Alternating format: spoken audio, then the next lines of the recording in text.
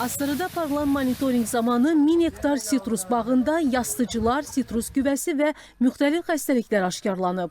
Bunların arasında isə ən çox yayılanı və təhlükəlisi yastıcılardır.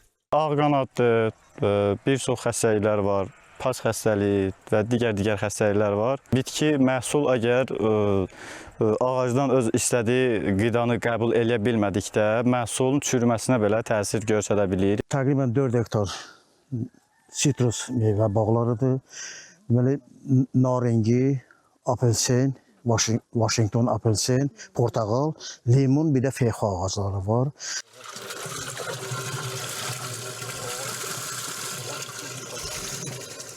Hazırda zərərvericilərə və xəstəliklərə qarşı kompleks mübarizə tədbirləri görülür.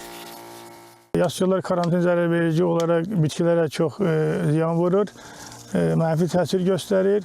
Noyabr ayına qədər sitrus bitkiləri sahələrində həm təsərrüfat subyektləri tərəfindən, həm biz tərəfdən müalicə tədbirləri davam etdiriləcəkdir.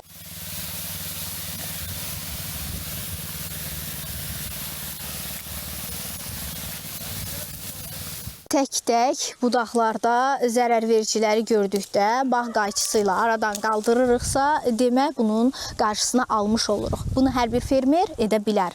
Lakin fermerlərin agrotexniki qulluğu vaxtında aparmaması kütləvi şəkildə zərərvericilərin və müxtəlif ziyanvericilərin yayılmasına səbəb olur. Əgər mübarizə tədbirləri, xəstəlik və zərərvericilər vaxtında aşkar edilməsə, bitkilərdə fəsadlar yaranacaq, meyvələrdə əmtəlik görünüşü pozulacaq. Bu da fermerlərimizin məhsullarını satışa çıxara bilməməsinə gətirib çıxardır. İndiyədək 500 hektardan çox ərazidə mübarizə tədbirləri aparılıb. Nuraynə Tələt qızı, Səkinə bəyim Cəfərova, Vüsal Əhmədzadə, ASTV xəbər.